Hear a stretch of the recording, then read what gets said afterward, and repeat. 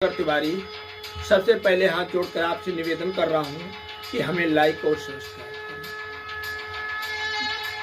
करें। Video start कर रहा हूं मित्रों, हम पूजा पाठ तो करते हैं पर हमें सही से ज्ञान पूजा करने का नहीं होता है, जिससे हमें पूजा में सफलताएं नहीं मिलती है, मेरी मनोकामना पूर्ण नहीं होती।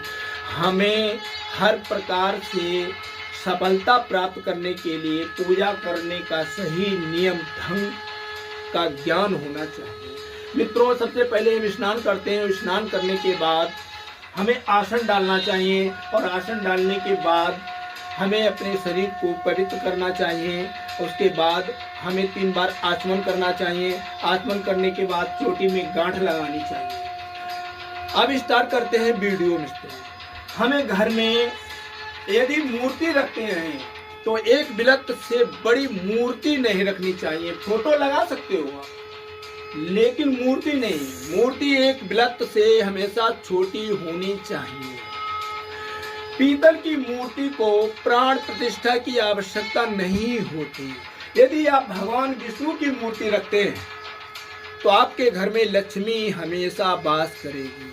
पर मित्रों, मूर्ति में एक सबसे बड़ी बात ये होती है, आप जैसी मूर्ति की पूजा करेंगे वैसा ही आपको फल मिलेगा। यदि मूर्ति टूटी है, फूटी है, खंडित है तो आपको हमेशा नुकसान होगा।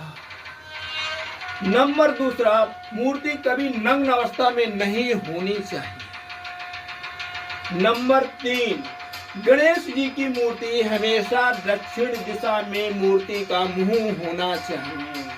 भगवान विष्णु की मूर्ति का मुंह हमेशा पश्चिम दिशा में होना चाहिए। देवी दुर्गा माँ का हमेशा मुंह दक्षिण दिशा में होना चाहिए। मित्रों, उससे भी बड़ी बात, एक मूर्ति दूसरी मूर्ति के सामने नहीं होनी चाहिए। जैसे भगवान गणेश और देवी माँ की मूर्ति यहाँ पर है तो भगवान विष्णु की साइड। मित्रों, इसके अलावा हमें मूर्ति स्नान कराते समय सबसे एक महत्वपूर्ण बात का ध्यान रखना चाहिए। सबसे महत्वपूर्ण बात क्या है कि हमें अंगूठे का स्पर्श नहीं, मूर्ति स्नान कराने में अंगूठे का स्पर्श बिल्कुल नहीं होना चाहिए। अंगूठे का स्पर्श नहीं कराना चाहिए। तदुपरांत हमें वस्त्रों को पहना देना चाहिए। हमें